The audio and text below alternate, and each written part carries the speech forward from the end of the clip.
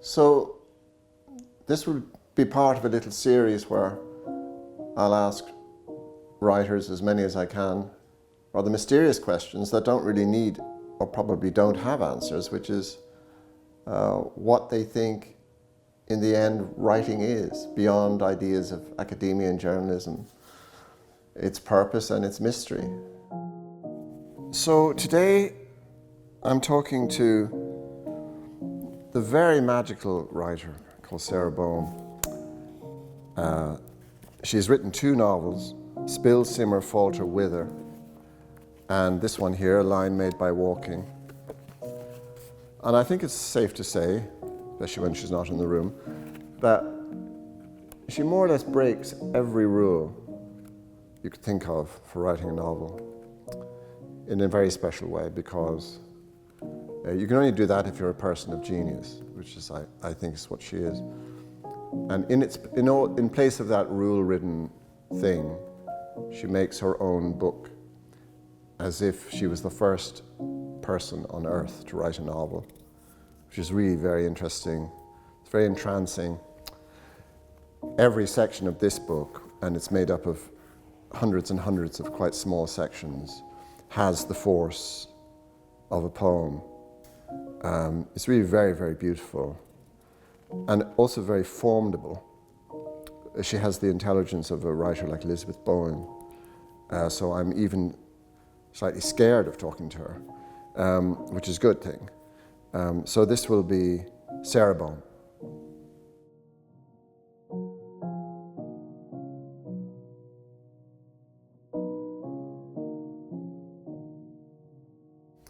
Here's this 200,000-year-old creature. And let's say what we do predates writing, doesn't it? The technique. It's not really about writing. Writing is a very recent invention. But a story, to get a hold of a story, do you think there's a certain element in it of the scattering of fear? Is it to allow the community to be less fearful that you make a story that's a sort of solace? Do you think? Or occasionally more fearful if it's a story that will teach them something about... teach them something, it's... I mean, on a micro level, when you say, do I suppose I do write something like, for example, I noticed something about a fern, say a fern, every leaf of the fern is like a tiny leaf of the fern. Like every little spoke of the fern is a tiny miniature of the larger leaf of the fern. That's just an arbitrary example, but say when I put that detail in a novel, yes. I want someone to look at a fern and see it in that way that I've seen it. Okay. Because I have a tiny moment of revelation, which is worthless, I suppose, only in the sense that it's something that I cared about or momentarily cared about, and so I'm seeking to pass that worthless, on. or maybe the only thing that's worth anything. I'm not thinking about that when I'm writing the sentence, though. I'm not thinking, or when I put a certain detail in, it's not with any particular purpose other than to make the whole thing fit together as a piece of art. To make a sentence that, I'll use words that I don't really need or that I don't really mean because they sound right in the context of the sentence. That's very important. And I find myself because we live this very small, quiet life, and I've noticed, and I talk mostly only to my boyfriend, and we go for a walk in the evenings, and I read a lot and I listen to a lot of podcasts and stuff like that, but he doesn't much. And so I will hear myself relaying a podcast or something that I read in the context of the day. I will do that, and I know that I change it slightly, that I embellish it, that I make it a slightly better story. So I'm not really trying to make the truth of anything and to make him see. You're trying to get people to notice the world, which it is quite a... But then I'm also lying about it. Yes, but the way you lie to a child, bring them to a better place. But I'm trying to make a piece of art, and that's really... Yes. Do you think stories, because obviously your first interest in stories is when you're a child, and oftentimes you hear them first, and that creates a kind of engine. It's like you've oiled an engine in the child that starts to be self-starting eventually, and then they might or might not have the desire. And most school children do love to tell stories. Do you think even supposedly grown-up books are always talking to all ages of the human being that they're directed at? You know, the child of 6 as well as the person of 60. Yeah, I think as a writer, it's kind of harder. I think I'm more hung up on my childhood than other people, and I wonder, is that because I'm still hanging on to those stories? Yeah. No, I think that's characteristic of almost every writer. And so does one also. It's that poor creature that hangs on to its childhood story. But because so because of that, you're also writing for everyone. You're always sensitive to the child in people. Because you find out that those seemingly unimportant things are the only important things, and that is universally felt. So, since we did invent writing, that whole process of your book on somebody's knee and their face reading. What do you think that is? I mean, it is, obviously it's something to do with the synapses of the brain. There are more synaptic bits in your brain than there are stars in the universe, apparently. So you're making something happen. It's not really about reading, is it? It's not even about the physical book. There's something. What is that tremendosity in the human creature, do you think? And why do they need that?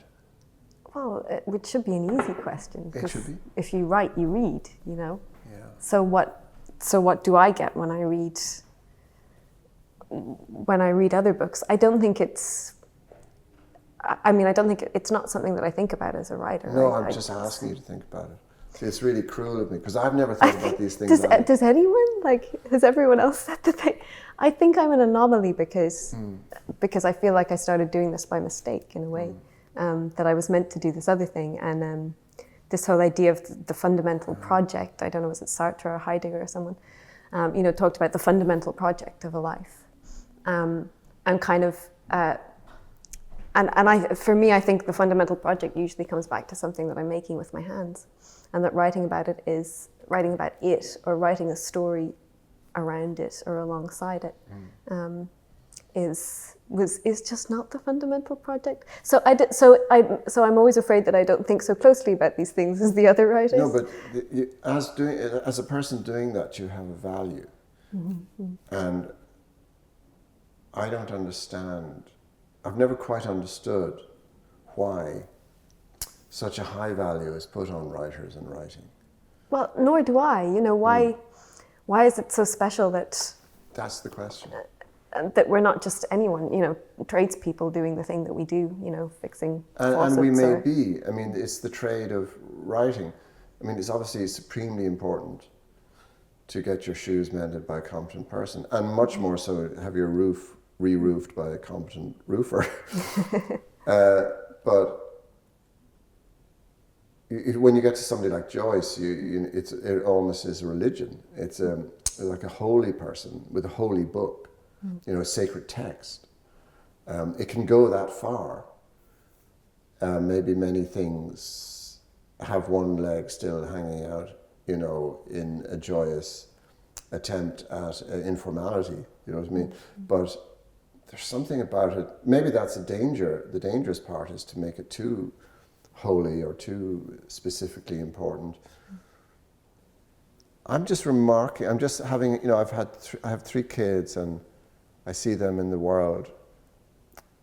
My children don't read my books, for instance. They wouldn't dream of doing it. Be of no use to them. Maybe I wonder why that's the case. But it's just the whole question of what we're at. Well, I thought about this a lot when my dad... Robins don't do it. No. They just sing their song over and over again. Yeah. But birds do. That's funny, actually, because I'm into birds in a Jonathan Franzen kind of way. But more so waders and seabirds. I'm not so interested in songbirds. Well, I'm interested in songbirds. Okay. They're so hard to see; they just fly off immediately. But the thing that I'm actually writing at the moment is trying to sort of weave a metaphor around handwork or handiwork and craft and the whole thing of bird migration, because there are certain birds, certain small birds. There's a bird called the northern wheatear, and there's another one called the blackpoll warbler. But I mean, lots of them that migrate. This one particular bird, the northern wheatear, it goes this extremely convoluted way from the Arctic down. It kind of goes backwards around the world, so that makes sense. Yes, right. To end up in Africa. It goes the kind of longest, stupidest route you could imagine that it could go. But it goes that way because that's the way it's always gone. It's Ryanair they go by. Yeah.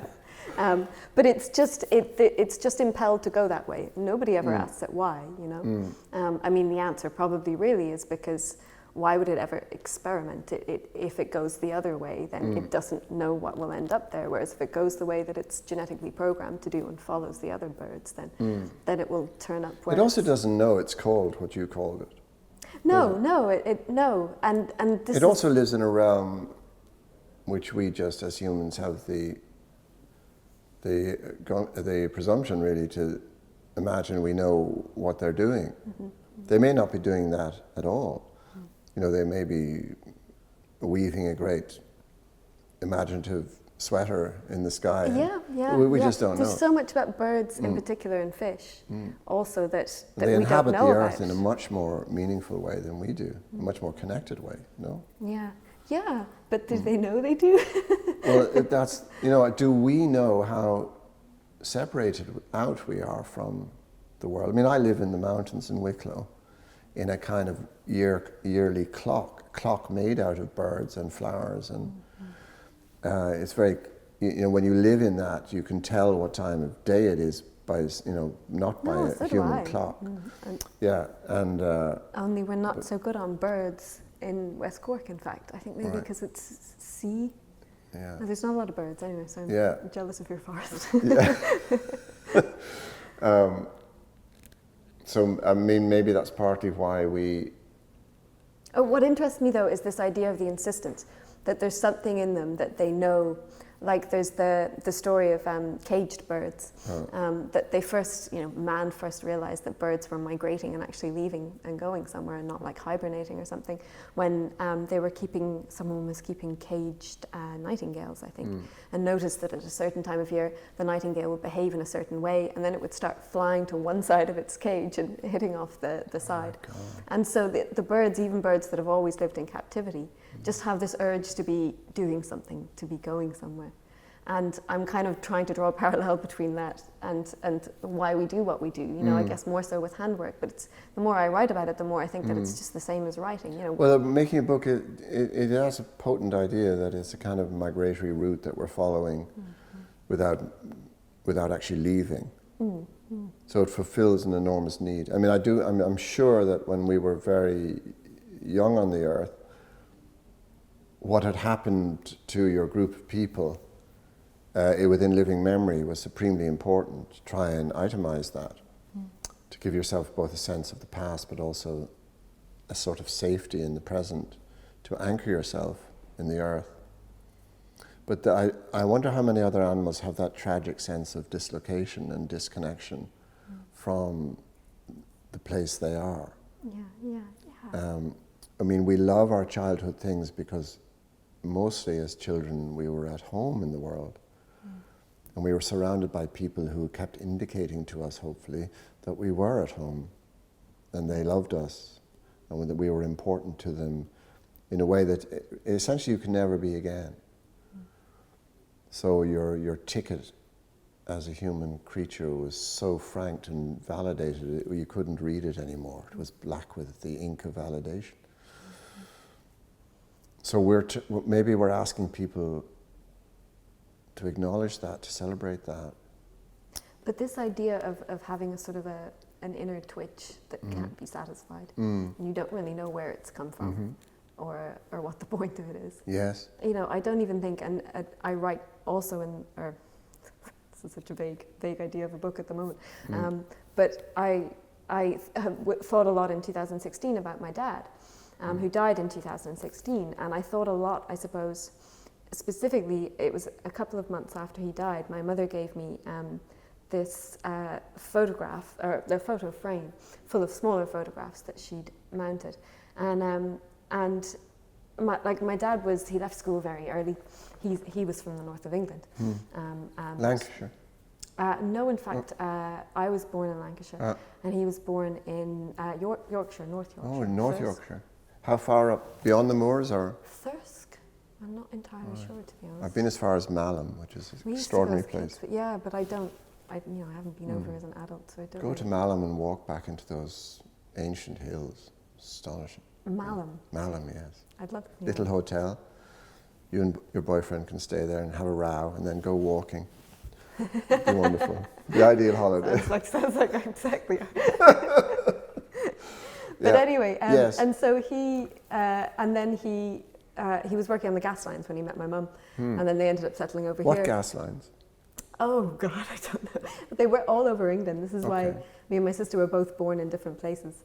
Dad was laying gas lines, and they lived in a caravan, and just stayed on different sites. So I was born in Wigan and she was born in Surrey, and then they came back here and settled when I was very small, only about 4 months old. What was his kind of social status, as it were? Well, he was working class, he was very working class. Was he from the land, or? Yes, his. It's funny because I've been looking into this lately, and I had no idea that my great grandfather was in the trenches of World War One, and he was gassed but came home. But his lungs were damaged such that he must have died in his early 30s. And then he had 2 sons, and possibly not at once, but when the 2 sons were a bit older, his widow sent them off to work on the land. So I mean, they would have lived in the town, but I think they were a sort of mill working family. And these are the Baumes, that's where the name comes from. And then, so the two young men, 2 boys were sent to as farm labourers. When they were very small, I don't know actually, I'm embellishing now. No, good, no, that's when good. When they were quite young, they were sent to work on the land. It's where the lines begin that the good stuff starts. Well, it saved them because when my grandfather was 19, the Second World War broke out, and he was automatically exempt from conscription because he was a skilled agricultural labourer. So he survived the war, and he was the amateur craftsman.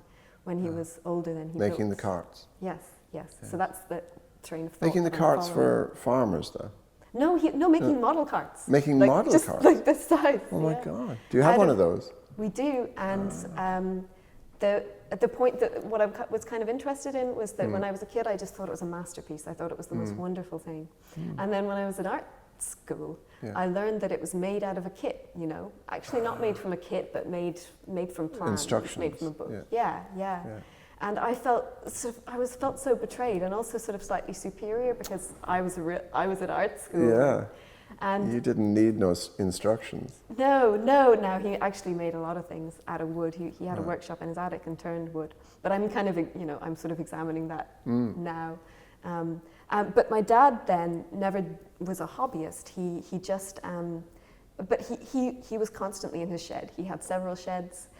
He worked in a quarry my entire life. Just driving machinery, building machinery. He could build anything, monumental pieces of machinery from scratch. And he could fix anything, and he could, and the photo. Do you mean as a sculpture or as a machine? No, as machines. Okay. No, absolutely no. Didn't know what art. Well, knew what art was. Did he have instructions? Art. Did he have instructions to make his machine? No. My dad very much would have built things, and this is a term that I was looking at. He would make things. It's an amateur term, scratch built.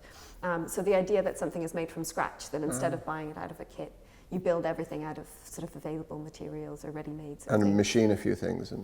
Yeah, so he would have been building machines, giant machines from scratch. But I think this really applies to writing, that, in a sense that some writers have this patchwork. Well, we know his purpose is to make the machine. Yes, yeah. But did he take joy from building them, do you think? Well, that's what, that's what I don't know. And this is the photo frame that my mother gave me. Yes. Had little pictures of all of the things around the house and garden that he'd made, around the parish that he'd made, like all of these, like cattle troughs that he'd welded, loads of gates. He did a lot of stuff with steel. The garden path, the shed, the sort of weird contraptions that I didn't even know what they were. You were close to him? No, not really. No. And I think for my mother, it was her way of saying, look, he this is his legacy. He's still here. He made see this. Yeah, just make you notice. This is his trail. Just what you talked about in writing, is to make somebody notice that the fern is made out of things whose shape is mirrored by the overall shape of the fern. But also what she was encapsulating for me was his trail, you know, what he had left behind, his trace. So she was trying in the to world. make him more permanent in your Or perhaps brain. trying Give to him show to to you. me that you don't have to be a great artist or a writer or in order to leave things behind, in order to make a mark on the world. I think what she was saying was this is his, you know, this is valid too. Or maybe she's a little bit afraid that unless she creates that sort of biography, he'll be forgotten. That he'll be lost. Yeah, yeah. He'll be lost. Because our only eternity, obviously, is in the memories of our children and anyone who knew us and loved us. That's the only proper heaven, isn't it? Being thought well of. Would you have thought highly of him while he was around, or? We clashed for many years, like when I was a teenager, and I was always into arty things and, you know, a bit bohemian, and whereas he was very, very conventional, man of a certain generation. Yes. But we got on well towards the end of his life. Once I was a grown up, we used to have a pint together, kind of thing. And he was a person of good heart. Yes, yeah. That's it. I mean, that's his biggest legacy. That he was kind. But it made me think a lot about. I mean, just for a moment, think about that, because that's so incredibly important and much rarer than we realize. You know. But there's no material trace of it, you know. No, but you're still thinking about him, and you're thinking about those pictures. Will this inform your exhibition? And well, the thing is, he'll inform everything I ever make, because I got that making of stuff from him. And when I was in college, he used to help me. I make sort of small objects, but I make them in vast multiple, and then they have to be sort of constructed into something. And Dad would always help me with he didn't know what it was for, he couldn't make sense of it. Father was a saint. It's very difficult to engage yourself with your children's preoccupations. There's something that throws you off that wheel. I don't know what it is exactly. Or I used to feel that you must make an enormous effort to, he did something tremendous there. You didn't have fairies, but you certainly had wonderful things there in your childhood. Oh yeah, we had a lot of nature. If your parents are gentle and good-hearted, I think you become the empress and the emperor of the world. It's the greatest store of hope and riches, I think. Oh, I agree, and you're enormously lucky if you have that, and a lot of people don't. No, they don't, and or they have to manufacture it, or they have to make it up. Do you get on with your kids? I get on with my kids immensely. I haven't had a relationship with my father for 30, 40 years, long time.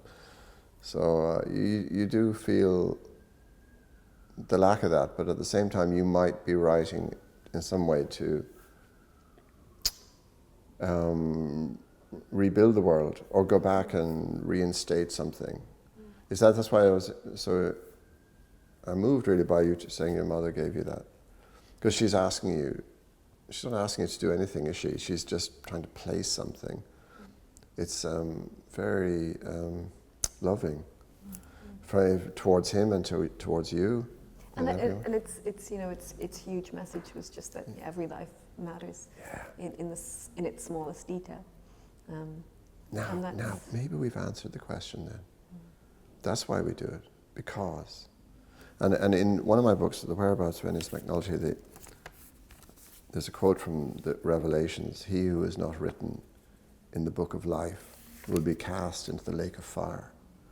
And if we do not state these things, they're going to be discarded and burned.